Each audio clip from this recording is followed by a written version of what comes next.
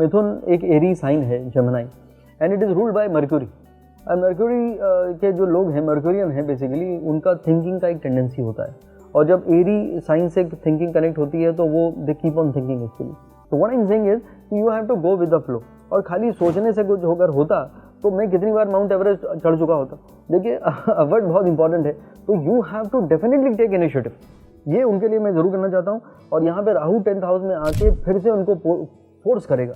अभी ये थिंकिंग का, सोचने का वक्त नहीं रहा जेमिनी के लिए, कर्म करने का वक्त आ गया, और राहु इनको पुश करेगा टू ब्रिंग सम चेंजेस।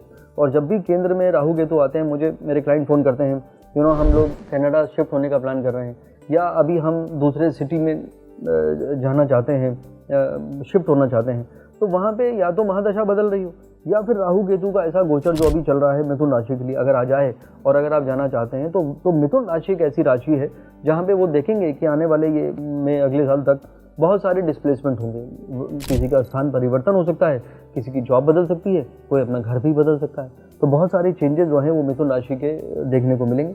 और जो अवार्ड, रिवॉर्ड, रिकॉग्निशन की किसी की ख्वाहिश थी और उसको लग रहा था कि मैं डिज़र्व करता हूँ, तो ये साल है जिसमें मिथुन राशि को बहुत सारी चीज़ें उनके हिसाब से होंगी। और यहाँ पे शनि जरूर भाग्य स्थान में है, कुछ चीज़ें डिले करने की कोशिश करेगा, लेकिन अपनी राशि में है तो फिर भी लक इनको सपोर्ट करेगा। तो अगेन आई विल से कि just go with the flow, that is the right idea, and stop over thinking.